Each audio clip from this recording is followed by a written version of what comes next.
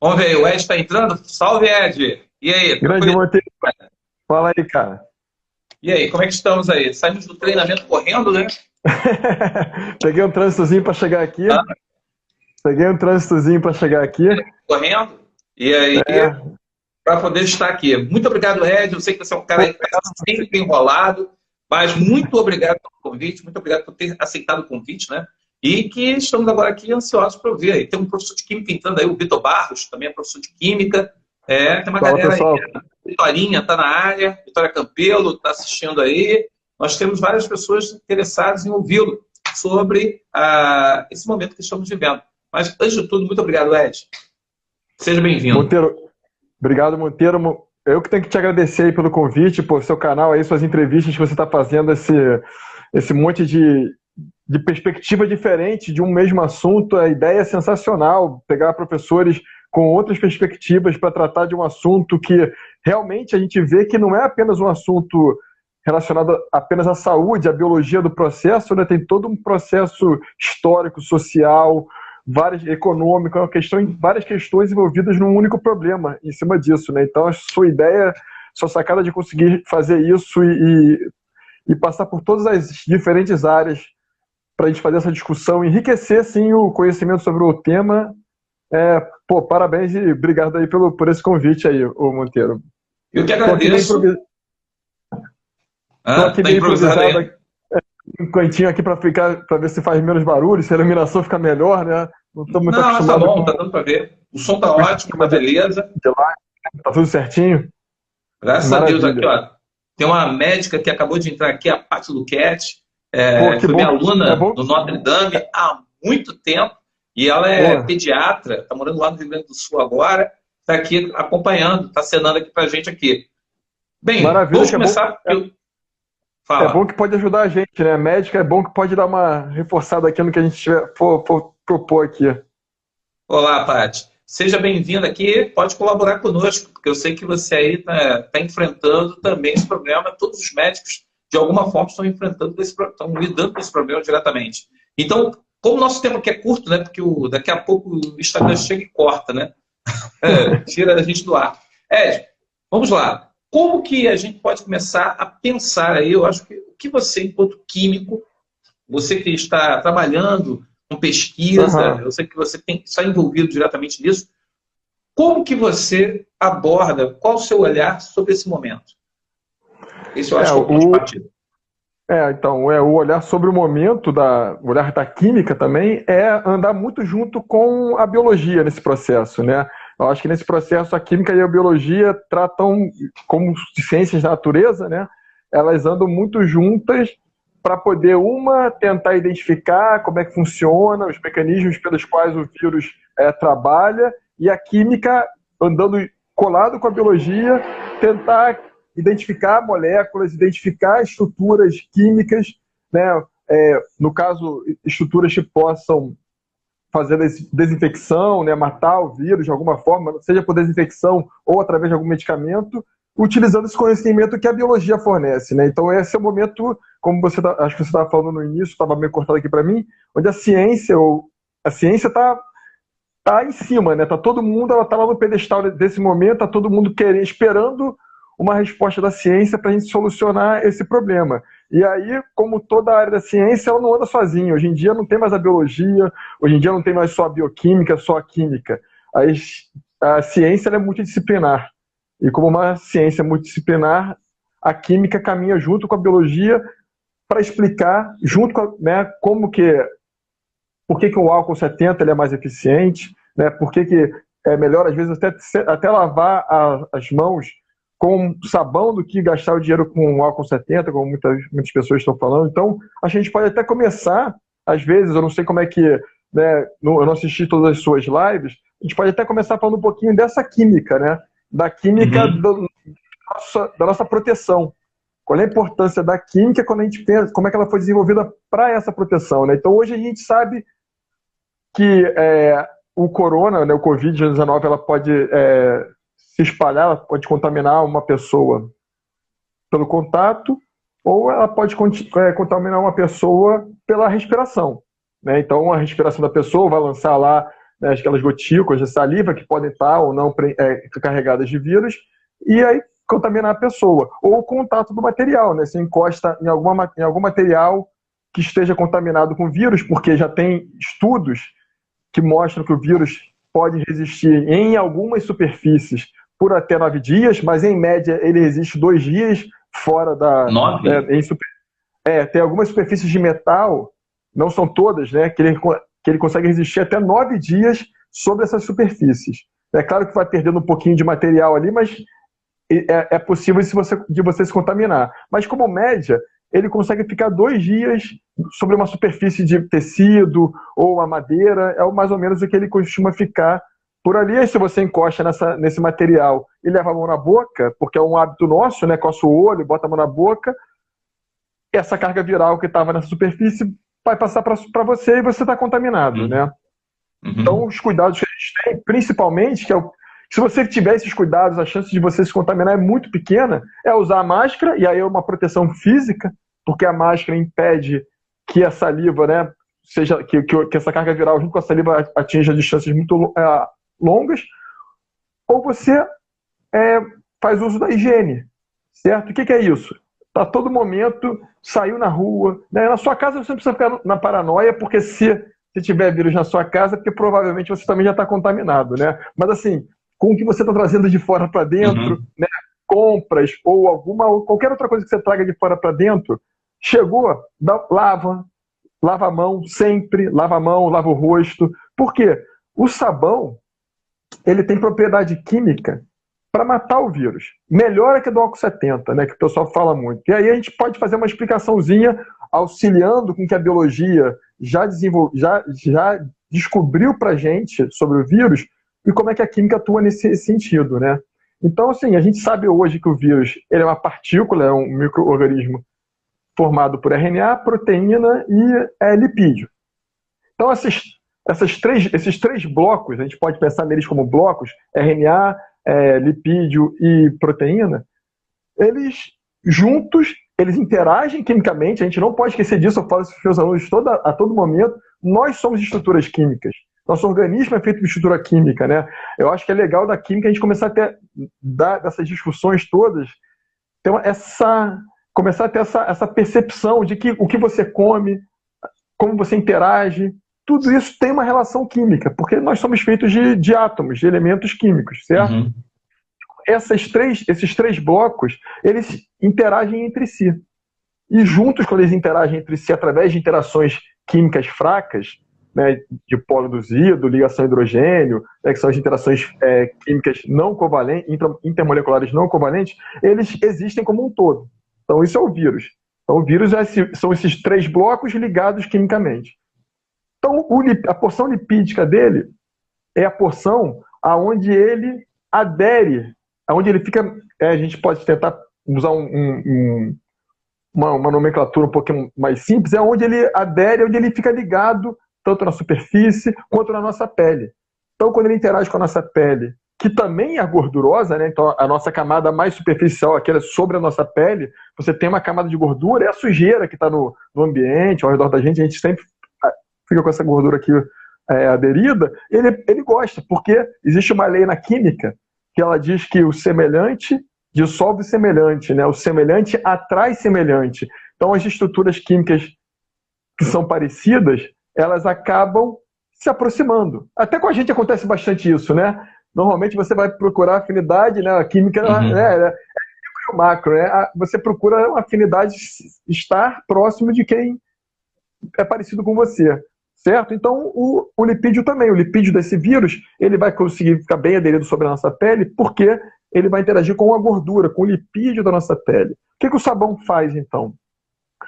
Na molécula no sabão, existem moléculas que a gente chama de anfipáticas ou anfifílicas.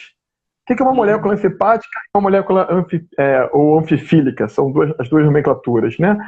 São moléculas que elas podem que elas têm duas partes. Uma parte polar, que interage com tudo que é hidrossolúvel, ou seja, que se mistura com a água. E uma parte que é apolar, que se mistura com tudo que é gordura. Certo? Então essa molécula é dos dois times. Quando você lava, então, a sua mão com sabão, né, na molécula do sabão, você tem essa propriedade, a parte que se liga na gordura, liga no lipídio do vírus. Quando você pega esse sabão e passa debaixo da água, então você remove o sabão, a água é muito mais pesada que o vírus, a gente tem que pensar que um vírus tem 15 nanômetros, não, desculpa, 500 a 200 nanômetros, então é uma estrutura muito pequena, certo? Então quando esse sabão está ligado no vírus e a água vem carregando tudo, a água vai se ligar na parte polar da molécula do sabão e vai carregar tudo que está ligado com ela, inclusive o vírus que estava na sua mão. Então, dessa forma, você leva toda a parte lipídica do vírus. Como ele é uma estrutura formada por 3 blocos, você tirou um bloco dele, você desmontou esse vírus. Esse vírus acabou, você matou o vírus dessa forma. Entendeu? É por isso que você vê os caras lavando rua, né? Por exemplo, tem muitas ruas que os caras estão lavando, jogando água, sabão. Então, na verdade, isso a gente está falando o que a gente tem aqui. Na verdade, na rua, quando a gente vê na rua, eles não usam sabão. Eles usam um outro produto para fazer essa lavagem. Por quê? E aí é aquele produto que o pessoal está falando muito agora, é o quaternário de amônia, né? Os derivados de quaternário de amônia. São esses produtos que o pessoal costuma utilizar tanto em hospital, ambiente hospitalar, quanto do lado de fora. Por quê?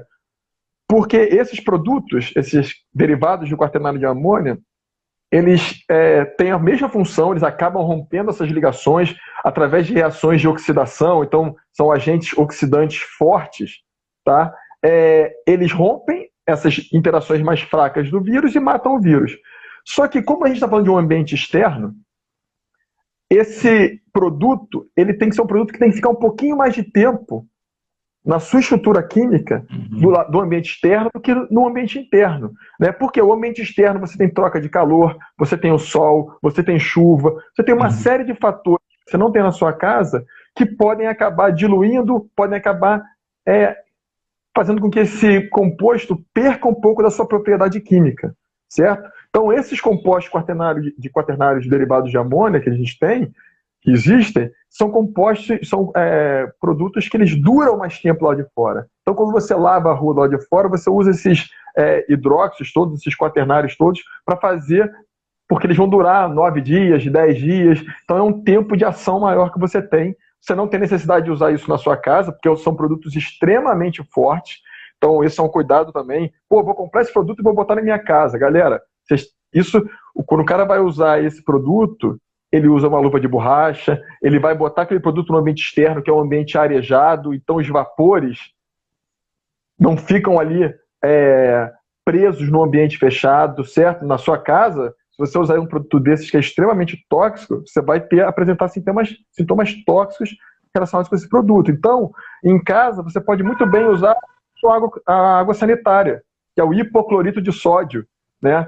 Então, assim, esse hipoclorito de sódio ele vai funcionar igualzinho esses quaternários de amônio para o seu ambiente, certo? Por quê? Na sua casa não tem o sol batendo direto, você controla melhor a temperatura, é um ambiente mais fechado, então você vai fazer a diluição também correta, né? Então, uma coisa que eu costumo fazer bastante, né? Eu vou sempre lá no site da OMS e ela tem várias, por exemplo, para o Covid, ela já tem várias normas de procedimentos para lavar ambiente externo, ambiente interno, mão e tudo mais. E ela tem a diluição certinha. Então você pega 5 ml de água sanitária, dilui esses 5 ml em 2 litros de água, pega um balde de água de 2 litros, é mais ou menos a sua tampinha que tem da água sanitária, dá mais ou menos ali 5 ml.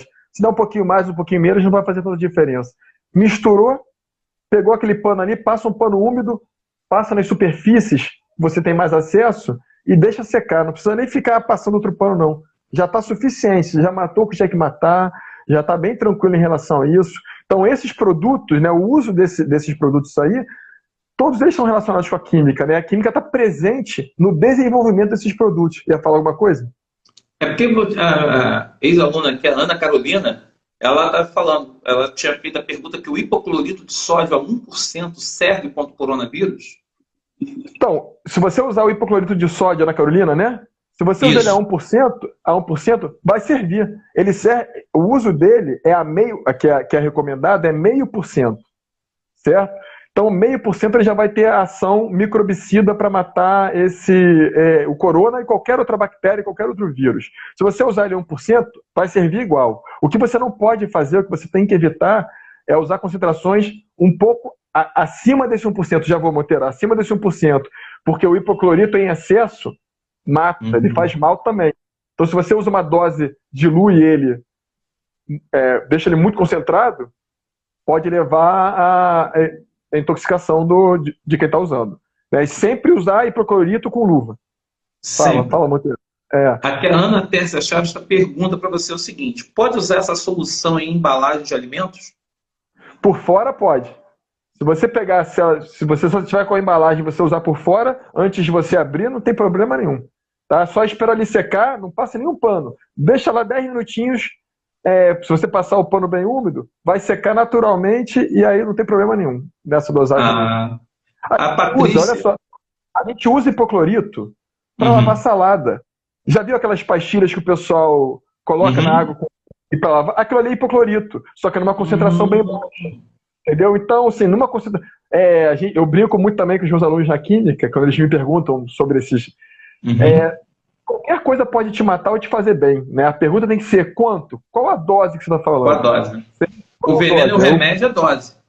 É a dose que separa, exatamente. E aí, a Patrícia, ela tinha colocado lá em cima, não quis te interromper quando você estava desenvolvendo o seu raciocínio. Ela falou sobre essa questão das pessoas que usam a máscara, mas que usam a mão suja para mexer na máscara. E ela falou e ela estava alertando sobre isso, que tem que lembrar que botou a máscara, você está com a mão suja, você não tem que ficar tocando, concentrando, porque isso daí você está contaminando. É um erro que muita gente comete.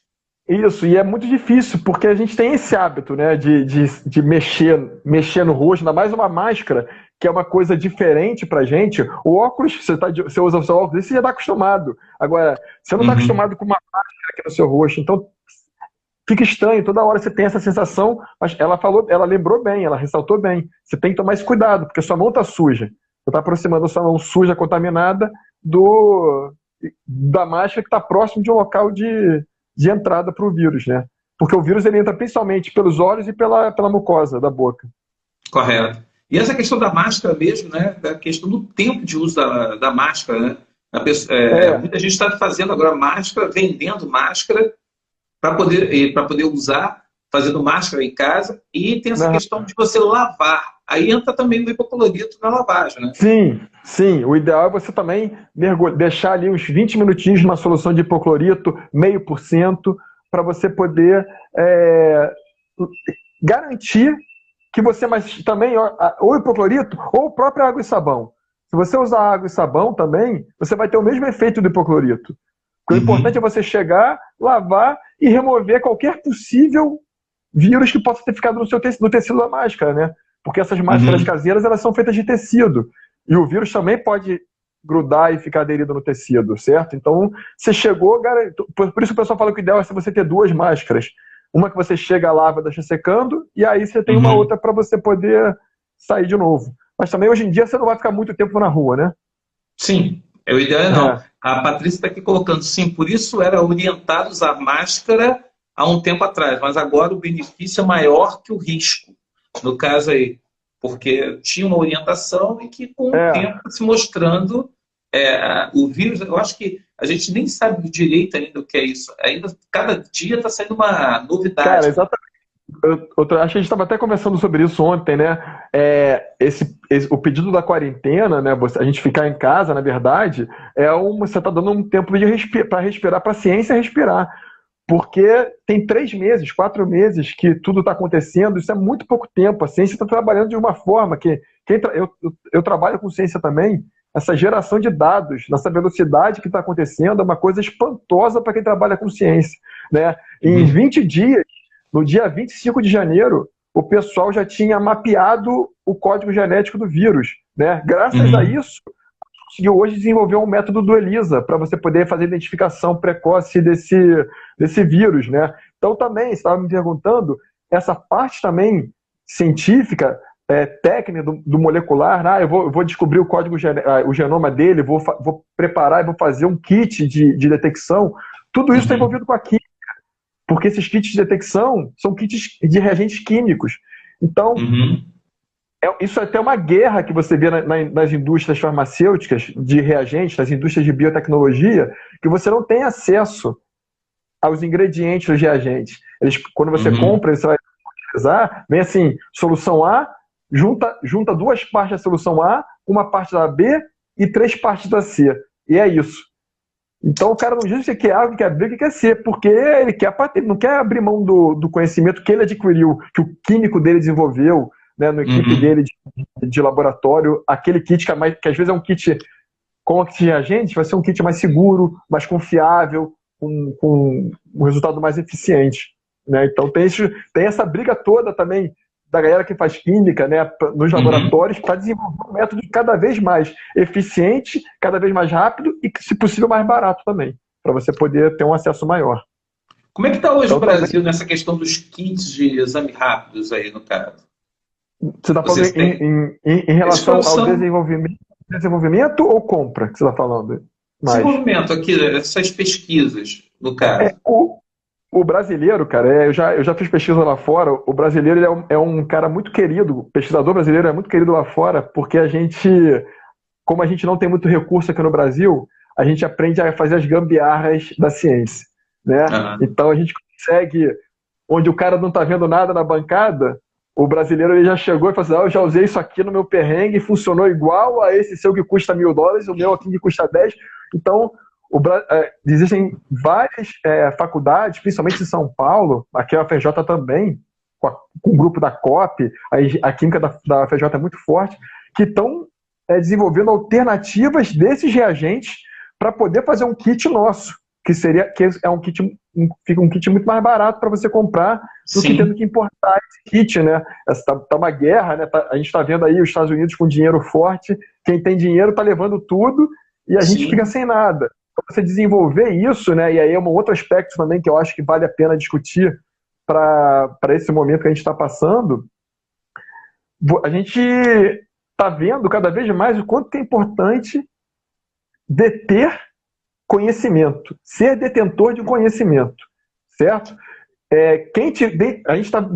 A nossa sociedade ela está cada vez vivendo mais, se transformando mais, e ela vai querer ter saúde conforme ela vive mais.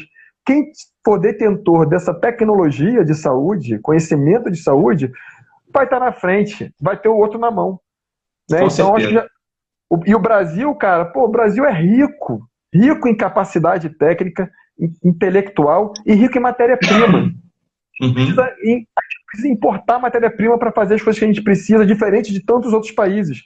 Então, né, é aquilo, investimento em educação para poder formar a base da ciência forte no Brasil. Né? Então, assim, a gente está conseguindo algumas alternativas interessantes, tem mostrado algumas eficiências nesses testes, principalmente nos testes rápidos, né? Que é o teste do Elito também. Aqui, pergunta. Uso do isopropanol para limpar o celular, ele mata o Covid? Exato. Quem perguntou? Ana Tércia. Por acaso Ana Tércia. Ana Tércia, ótima pergunta.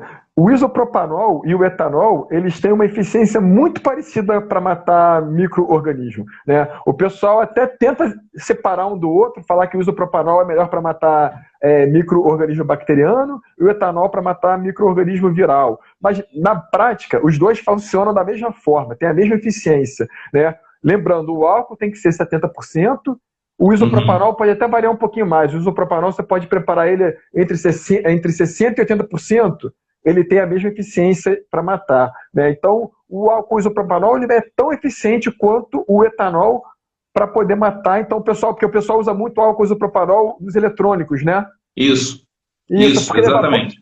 Porque ele evapora um pouco mais rápido, né? Então ele danifica menos o circuito eletrônico do que o etanol, certo? Exato. Por isso que o pessoal usa. Em termos de ação microbicida, preparando também na dose certa, na concentração certa, ele é eficiente quanto o etanol, só que também o etanol ele é mais fácil de você encontrar do que o álcool, o isopropanol, certo? Então o pessoal você fala mais daquilo que está mais acessível à população como um todo, né? Então também, e esse é um outro cuidado também que o pessoal, que eu vejo às vezes a galera perguntando, pô, mas o álcool 70, pô, se o 70% mata, eu vou usar logo 100% e, meu amigo, e acabou para esse vírus, né? Não vai ter para ninguém. E a gente, usar vodka. Hã? Vou usar vodka. Mas isso que você falou é engraçado, Monteiro.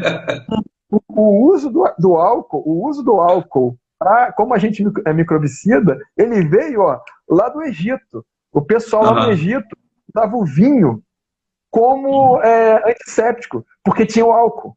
Né? Eles, para você pensar como é que o cara lá em, sei lá, que ano o cara começou a ter essa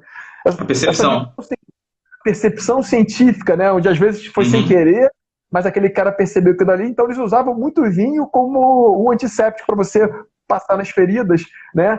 E só a gente está falando de um Egito antes de Cristo. Antigo, né? Só em 1888, que lá na Inglaterra o pessoal começou a usar o álcool como pré-operatório, porque a galera usava tudo no pós, né? Machucou, usa. Mas aí o pessoal começou a ter a sacada de falar assim, pô, depois que descobriram o que é célula. Então, a química da perto da biologia, né? Quando ela descobriu o que é uma célula, que existem bactérias, o cara falou assim, testou se mata bactéria, viu que mata. E alguém teve a sacada, pô, se a bactéria está em todo lugar, antes de eu operar alguém, eu vou garantir.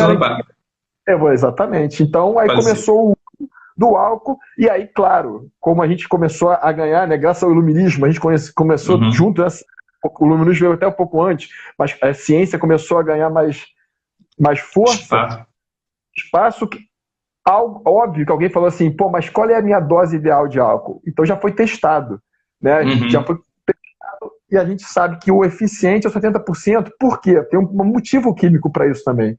Quando o álcool está 70%, significa que ele tem 7 partes de álcool e 3 partes de água, para cada parte inteira, certo? Correto. A água, ela consegue entrar no vírus, ela consegue entrar na bactéria, ela tem um livre acesso, ela é água, né? Ela tem um livre acesso. O álcool, ele vem junto com a água, ele pega carona na água. Então ele entra na bactéria junto com a água para matar esse micro-organismo, essa bactéria ou esse vírus. E além disso, o álcool, ele consegue também arrebentar a parede, a membrana extracelular que esses micro-organismos têm. Então ele arrebenta de tudo, ele pega por dentro e por fora. Certo? Então, e a água sendo 70%, o álcool, aliás, sendo 70%, o etanol, né? Então a gente está falando do álcool aqui, a sua esposa falou que o isopropanol tem nome, né? Então o isopropanol são 3 carbonos e uma hidroxila. O etanol são 2 carbonos e uma hidroxila. Então esse etanol, ele acaba pegando, ele estando a 70%, ele demora mais para evaporar, porque tem uma quantidade de água maior, ele fica mais tempo na superfície. Então ele tem uma ação mais duradoura. O 100%, por exemplo, não tem água para entrar, para carregar ele para dentro da célula, porque ele não vai ter água para dar carona para ele, e ele vai evaporar muito rápido. Então, ele vai até matar o vírus, ele vai até conseguir destruir algumas membranas externas. Mas não, como ele vai ficar pouco tempo, algumas outras vão sobreviver. Então, ele perde eficiência. Entendeu? Então, isso é muito bom. A gente vai aprendendo isso, então não é usar etanol, não. E abaixo de 70% não tem eficiência microbicida. Bacana. Aqui a Ana Carolina te pergunta o seguinte: saberia dizer qual seria o melhor tecido para poder fazer uma máscara caseira por conta do tamanho do vírus e o espaçamento da malha? Então, isso aí. Ana, isso só pode ficar bem tranquila. É claro que aquelas máscaras hospitalares elas são muito mais eficientes, né? Elas conseguem proteger 95% de eficiência nessa proteção, né? A máscara que o governo está recomendando a gente usar agora, que o pessoal está usando mais, são máscaras caseiras feitas de tecido. Só que já tem um estudo científico, já fizeram um estudo científico, esse já muito antes do corona, foi lá na época antes do H1N1, foi 2004. 2004, na Aviária, eu acho. Não, agora eu confundi aqui as datas. Mas foi o Bergala vai falar. Daqui a pouco o Bergala está assistindo, vai falar. É um fenômeno. E aí, teve um grupo que fez um estudo onde ele teve exatamente essa sua dúvida. A ciência é um barato. A ciência pega a dúvida que você tem e testa. Então, os caras pegaram máscaras, máscara feita de tecido de algodão, máscara feita de tecido de veludo, qualquer tecido que vocês puderem pensar. Os caras pegaram, fizeram as máscaras e utilizaram como controle ouro, como padrão ouro, as máscaras dos hospitalares. E, independente do tecido que você usa, a eficiência de bloqueio dessas máscaras varia entre 60% e 75%. Tá? Então não vai mudar muito o seu tipo de tecido, você não precisa se preocupar muito com isso. Né? Diferente da eficiência de bloqueio de uma máscara hospitalar, que é de 90% a 95%. Né? Mas é cara e não tem acesso para todo mundo. Então, se você usar essa máscara, está se prevenindo e fizer os seus hábitos de higiene, você está se prevenindo muito bem contra esse corona. Vamos lá, Monteiro. Filtro de papel melita. O pessoal está falando de filtro de papel melita. Foi usado nesse artigo. Mesma coisa, mesma eficiência. Pode ficar... Filtro de papel melita, o filtro antigo de café, aquele de pano. Todo mundo fica ali, ó. Vai ter um que vai ser 75%, outro que vai ser 62%, mas no final essa diferença não vai ser tão determinante para você, entendeu? Você, usando essa máscara e tendo cuidados... Eu já vi gente combinando papel toalha, botando papel toalha dentro do pano, faz a camada de pano, de papel e coloca o pano. E aí fica aquelas 3 camadas, né? É válido. Realmente, assim, com o papel toalha a mais, eu nunca cheguei a ver nenhum trabalho científico, né? Mas eu acredito que seja válido, porque, na verdade, a máscara, seja ela de tecido, seja ela hospitalar, ela é uma barreira física. Então, quanto mais barreiras você colocar, maior é a sua proteção, né? O problema é isso também, você conseguir respirar dentro disso. Porque se você faz uma máscara de forma que você não respire e que de vez em quando você tem que tirar para respirar melhor, aí você está perdendo... Perder eficiência. Exatamente, você está perdendo eficiência nesse caso. Então, encontra essa mediana aí e segue nela. A Patrícia, né, tinha falado sobre a questão do porquê a quarentena, que é uma questão de evitar a superlotação dos hospitais, basicamente adiar, né, a curva de superlotação. E a Ana Carolina voltou, e a Paty ainda fala, né, poxa, minha esperança era química. Não, a química, junto com a biologia, com todas as outras áreas da ciência. Foi quem teve a Paty que perguntou isso? Foi a Paty que colocou aqui. Mas tá indo, Paty. Mas, cara, você tem que pensar que são só 4 meses. É muito pouco tempo para você. Mas assim, tá todo mundo debruçado, né? Tem um grupo também que eu trabalho, eu tenho um grupo de laboratório lá no Instituto de Engenharia Nuclear. Fica lá na Ilha lá no Fundão, perto da FRJ. E a gente está numa colaboração com o grupo do Ceará, com o grupo do Maranhão, com o grupo de São Paulo, todo mundo desenvolvendo um nanomedicamento, um medicamento novo para você ter um acesso maior ao vírus, uma eficiência maior, né? Então esses nanomedicamentos são as moléculas do futuro, né? Então a galera que curte química, né? Eu acho que química é uma disciplina, é algo que vai ficar. Então eu vejo muita gente...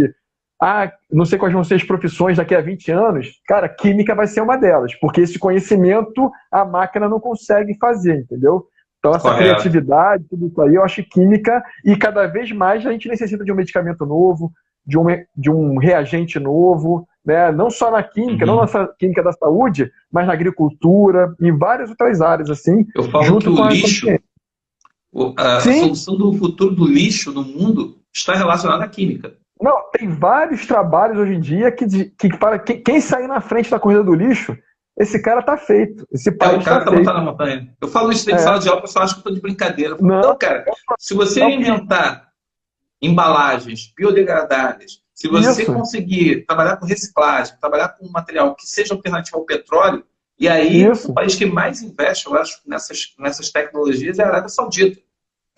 Sim. Porque eles dizem que se eu ficar esperando aqui o petróleo, eu tenho dinheiro pra caramba. Então eu vou investir muito em alternativas para poder justamente o quê? Porque se eu inventar, eu vou estar montado de novo na montanha de dinheiro. Então o petróleo até para o petróleo e vamos investir nisso aqui. Exatamente. Você não pode ter você não pode botar seus ovinhos todos no lugar só, né? Você tem que colocar em vários lugares. Exatamente. A Ana Carolina te pergunta aqui, saberia dizer também se existem subtipos do coronavírus? Existem mutações, sim. né? A gente chama de cepas, né? Eu acho que até eu não sei se o Daniel também chegou a comentar contigo isso, né? Mas você tem cepas diferentes. O que são cepas diferentes? Os vírus eles se dividem muito rápido. Então a chance deles mutar, a chance de mutação também é muito grande. Então, nessas mutações, eles podem dar origem a cepas diferentes. São organismos que têm praticamente a mesma morfologia, mesma ação, mesma virulência, só que o código genético é um pouco diferente. Então, sim, hoje em dia já estão identificados 6 cepas diferentes de vírus.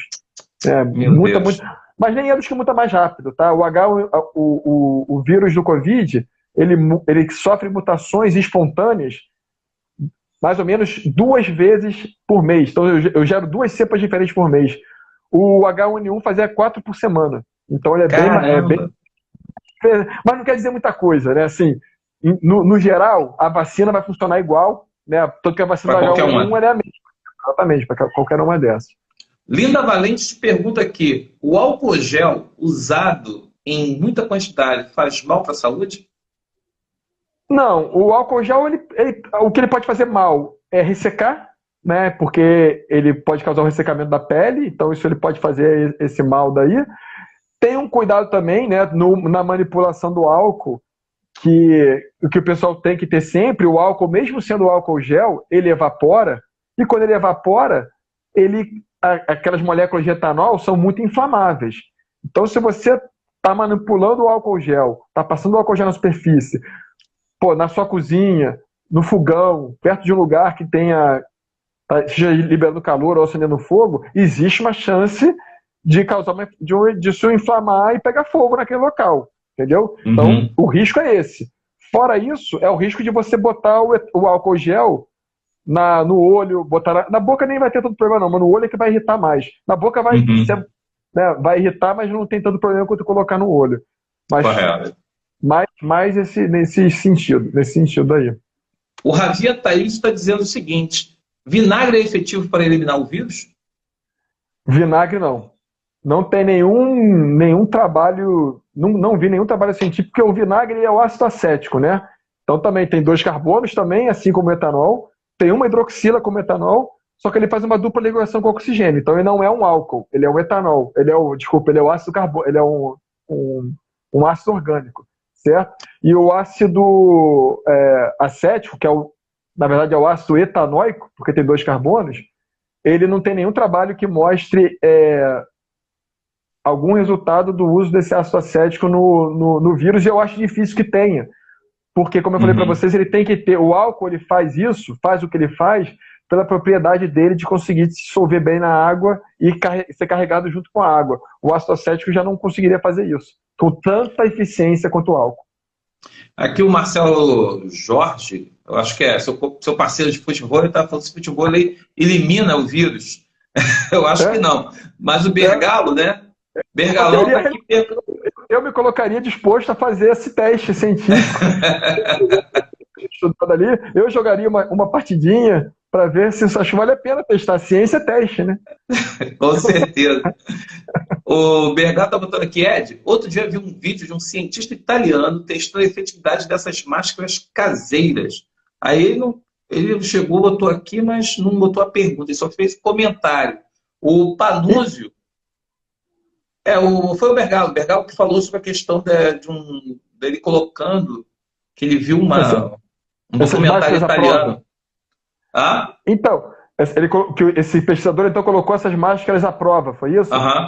Isso. Então, foi o que eu falei, a gente tem que tomar alguns cuidados com a internet, né? Porque às vezes o cara vai fazer esse teste na casa dele, cara, hoje em dia, né, eu já vi vídeo que o cara filma a gente falando aqui, Monteiro, só que o cara pode editar. E quem olhar esse vídeo daqui a meia hora vai dizer que a gente conversou sobre banana e maçã. Entendeu? Então, é muito difícil hoje em dia você ver o vídeo e realmente você acreditar em tudo que você está vendo ali. Né? Eu sempre opto pelos artigos científicos. Né? Por isso que eu estou falando para você. Eu já li esse artigo científico que mostra que o cara testou 8 ou 6 diferentes tipos de tecidos e ele não viu muita diferença de eficiência entre eles. O que ele viu é que realmente a máscara hospitalar é mais eficiente. Então a gente tem que tomar muito cuidado, né? E aí não é nem uma fake news às vezes isso, mas é uma má condução da ciência, né? O cara fez um experimento que a gente não sabe qual foi o controle que ele utilizou, qual é o procedimento metodológico dele, e aí você fica naquele viés, o cara deixou pouco tempo de exposição, muito tempo de exposição, uma máscara ele deixou meia hora, a outra ele deixou uma hora, a gente não sabe. Esses controles, né? O artigo científico, a gente acredita que isso esteja garantido na metodologia científica, né? Num vídeo desses mais caseiro, por mais que o cara diga que ele é pesquisador, né? Ele pode até ser pesquisador de quê, né? Exatamente. Exatamente. O Marcelo Lage está perguntando aqui, Edu, existe chance do Covid sofrer mutação e viver nessa pandemia por muito tempo até chegar às vacinas? Cara, chance existe, né? Ele é um organismo vivo, né? Ele tem uma capacidade de mutação. Então, né, a gente não pode, apesar da probabilidade disso acontecer ser muito pequena, muito assim, ó, menos que 1% eu chutaria aqui, mas a gente não pode descartar essa possibilidade, entendeu? Tá ali, tá na mesa. Isso pode acontecer, mesmo que seja pequena probabilidade. O futuro médico Rafael Panunzio, Rodrigo Panunzio, né? O nosso Panunzio está perguntando aqui, o caso em que a mulher pegou Covid 2 vezes, tem alguma relação com a mutação do vírus ou ela só foi azarada? Cara, então, exatamente. Esse caso daí às vezes acontece na medicina, né, na saúde, assim. São as pessoas. Existe a casualidade, né? Às vezes ela vai ser o único caso no mundo que isso vai acontecer. Ou vai acontecer 2 vezes no mundo uma pessoa da Cesar que ela deu. Ela pode ter se contaminado, às vezes, com uma carga viral muito pequena da primeira vez, teve só os sintomas mais leves, né? Que não foram suficientes para criar anticorpo de defesa nela, e aí numa outra reinfecção com uma carga viral maior, tomou e foi premiada. Essa nem pode jogar mais na cena porque ela já deu a sorte dela de acertar numa mega aí. Mas aí que tá, né? A questão toda aí, muita gente, eu estou vendo que as perguntas, muita gente está preocupada nessa questão de o que fazer para se prevenir e o que agir ou como proceder para poder até mesmo mostrar para as pessoas, buscar informação. Hoje eu vi aqui no jornal que uma mulher foi presa em Santos porque estava vendendo gotículas mágicas ou gotículas milagrosas para poder prevenir justamente o Covid. Uma outra estava colocando justamente, vendendo cápsulas para a pessoa tomar que seja a cura. O outro tem a pomada da cobra, sei o que e tudo mais, que você passa, que você toma, que melhora. E o ser humano... pode falar, pode terminar, desculpa. E a Paty, colocou aqui, né, uma informação que li que a reinfecção... Caramba, porque aqui, para manipular isso aqui, vi que a reinfecção pode ser pior que a infecção inicial. Difícil saber ainda isso tudo. E o nosso amigo aqui, né, Teles, você lembra do nosso Teles? Grande Teles? Puckiano, filho da puta. Ele está dizendo aqui, fala Monteiro, fala Ed, o vírus pode ser transmitido através de animais de estimação? Não há evidências disso. Tá? E sobre isso? Não tem nenhuma, não vi nenhum trabalho, nunca vi nenhuma evidência científica que tenha levantado essa bola, Teles.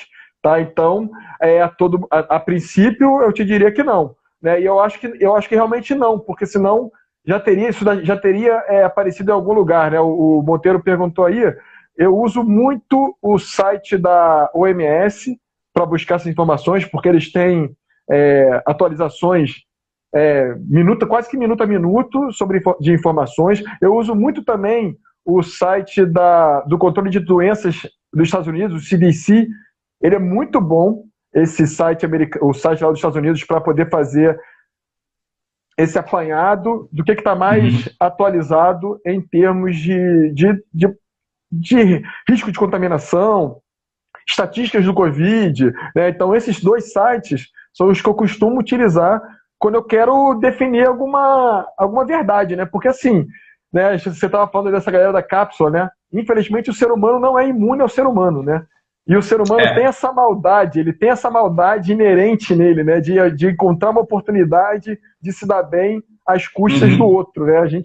Infelizmente, a gente evoluiu em vários aspectos, mas nesses aspectos mais primitivos a gente tem muito que caminhar ainda. Então, assim, como isso é realmente, né? E por exemplo, a gente aqui no Brasil também, né, onde a política ela mistura muitas coisas, né, eu prefiro ir nesses institutos mais internacionalizados, mais internacionais, como é o CDC, como é a OMS, né, que em inglês é WHO, tá?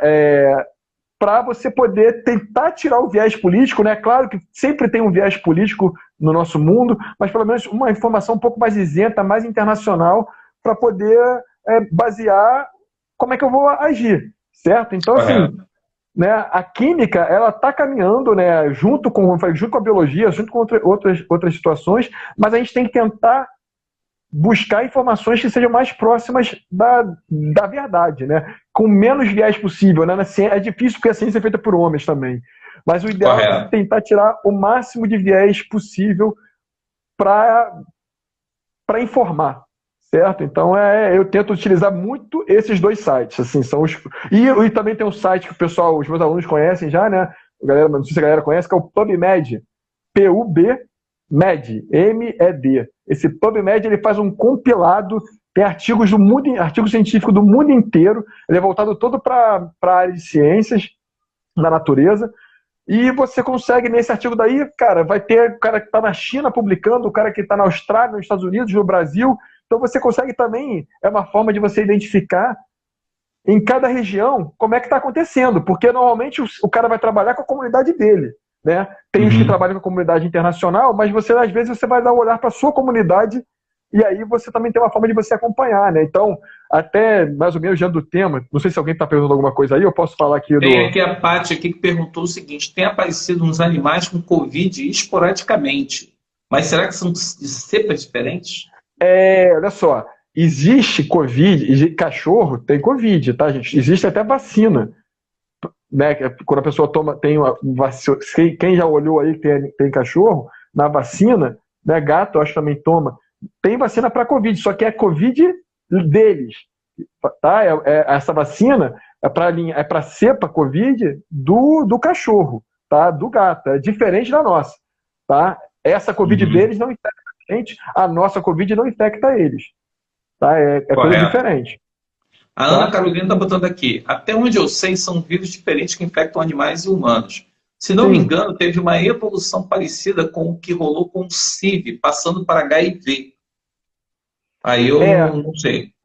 Aí também, porque assim, a própria HIV, né, a história dela ainda é uma história muito... A gente sabe que veio do macaco, mas a história não... Ela tem um gap ali que a gente não consegue definir muito bem se foi essa variação do CIV para o HIV e da forma como a gente conhece hoje. Eu também não conheço muito assim sobre o HIV para poder, às vezes, me aventurar e afirmar que seja essa mutação, né? O pessoal também está pesquisando muito, né? Tem várias teorias. Tem a teoria do morcego, que a pessoa se contaminou do morcego. Já tem uma outra teoria, que é a teoria que já tem alguns grupos de pesquisa levantando, que esse era um vírus que estava sendo estudado em laboratório e por algum erro de manipulação, então laboratório internacional, que ficava na China, mas é um laboratório de colaboração internacional. Então, Itália, Estados Unidos, outros países colaborando, e algum erro de humano ali causou uma mutação nesse vírus que contaminou a pessoa e daí foi, entendeu? Então a gente também não tem ainda certeza de como é que esse vírus veio, né? Apesar de ter um artigo que mostra que a mutação foi uma mutação natural que ocorreu, você não sabe muito bem se realmente a história é do morcego ou a história é do laboratório. A gente vai descobrir isso com o tempo. Como eu falei, é tudo muito novo para você fazer esse trabalho de investigação. O Panunzi até fez uma colaboração aqui, né? Falando de um médico... desculpa. O que acharam da fala do médico que ganhou o prêmio Nobel a respeito da criação do coronavírus ser criado em laboratório? Aí a Cris aqui, ela falou logo: já provaram que não foi criado em laboratório. Não, mas assim, exatamente. Eu li essa crítica do prêmio Nobel também. Teve uma galera que foi em cima dele, né? A galera do meio científico, assim, que já falou que ele cometeu um erro de análise, né? Que teve esse trabalho de janeiro que demonstrou, que eu falei que a Cris, né, observou aí também, que saiu logo no final de janeiro, 25 de janeiro, mostrando que era uma mutação natural que ocorre com o vírus, né? Então excluiria a possibilidade de ele ser um vírus de laboratório, mas essa teoria voltou, né? Até mais muito pelos Estados Unidos, porque o Trump ele quer ter certeza disso. Então essa teoria de que ele assim como ele tinha da cloroquina, né? Hã? Assim como ele falou da cloroquina. Exatamente, não, exatamente. E aí a química entra também, né? A cloroquina também é uma molécula que você modifica ela quimicamente, né? A história da cloroquina é interessante, né? A química ela trabalha muito com a natureza. A gente na química tenta reproduzir muito padrões de moléculas que a gente encontra na natureza que tem uma eficiência boa, né? Então a cloroquina também, na verdade, a história dela é antiga, ela vem da quinina, que é uma molécula que você retira da casca da chinchona, que é uma árvore que tem lá nos Andes, né? Então os europeus lá em 1600 viram potencial, porque esse chá de casca de chinchona lá que os índios usavam diminuía a febre, eles levaram para a Europa. Vários anos depois, em 1900, né, o pessoal usava a quinquina direto, a Bayer fez um análogo, né, fez uma molécula similar à estrutura da quinina para atuar como antimalárico. Então, na verdade, a cloroquina, a hidroxicloroquina, ela é utilizada inicialmente como um antimalárico. Mas como ela é uma molécula anti-inflamatória, ela também atua no lúpus, ela atua em outras doenças autoimunes. E aí, cara, a gente está aqui no meio do caos. A galera está testando tudo. Está testando antimalárico, antiviral, antiparasitário, né? Então agora também tem o Anita, né? Que o pessoal está usando bastante, o Anita. E tanto a cloroquina quanto o Anita, quanto a hidroxicloroquina, que é um derivado da cloroquina, tem mostrado alguma eficiência em alguns casos, apesar de você ainda não ter nenhum artigo científico que demonstre estatisticamente, né, de forma estatística, eficiência da cloroquina e da hidroxicloroquina. Cara, eu já vi várias revisões nessa semana que dizem assim, a gente não viu evidência científica, mas a gente não supõe o uso desses medicamentos. Porque você está num fronte de guerra, não dá para você ficar esperando. A ciência demora, né, galera? Você gerar um conhecimento, você não gera assim, é uma coisa que demora um tempo, demora estudo, controle, e aí você tem que construir isso aí tudo para você depois poder bater o pé, mas nesse meio tempo, vai usando, né? Não tem outra opção. A Beta Sage está dizendo aqui, você acredita que depois da pessoa pegar, né, ter tido a Covid, ela fica imune?